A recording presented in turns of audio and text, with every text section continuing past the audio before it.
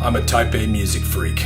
You already knew that. Like many of you, I've always wanted to hear as much and know as much about music as my brain can hold. From going to my first concert to reading liner notes, there just wasn't anything about music that doesn't and didn't completely enthrall me from the time I was young. And my tastes are uniform. I like a lot of different stuff.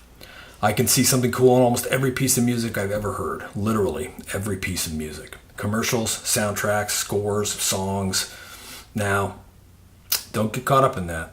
I don't like everything I hear, and I'm a pretty harsh critic. And I believe if you invest your time and your money into music, then you get to be the judge of what's good and what's bad. To me, the customer is always the critic. Of course, in today's world, it's getting more and more difficult. So much music all over the place, and a lot of it for free, but that's not what I really want to talk about today.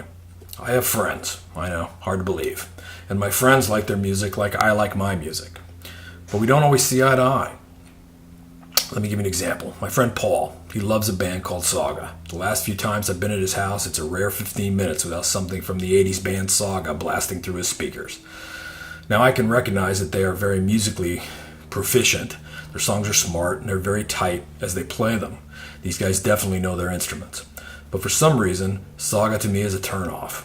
Now Paul and I have been friends for over 20 years. And if you think that's embarrassing to watch me, the old guy, talking about music on PCTV, imagine how embarrassing it is when the two of us are in public and our rants about what band is good get going. Let me just say that the people leave the table pretty quickly. So my question to you is, how important is it that my friends or your friends like the music that I do or you do? My answer is, to me, not much. My musical tastes are my own. Paul likes Saga and Yes, and yet we both love Rush. By the way, I'm not a real Saga or Yes fan, if you couldn't tell. The Clash, he doesn't like. He loves older U2. I think no matter what U2 does, they're like our Beatles. They can only get better with age and rediscovery as you listen to them more and more. And they're always misunderstood. They've given us so much great music all the time that anything they put out now has to hold up to an impossible standard of what we expect. So, because of these arguments and our strong opinions on what we like, I think actually our friendship has gotten stronger.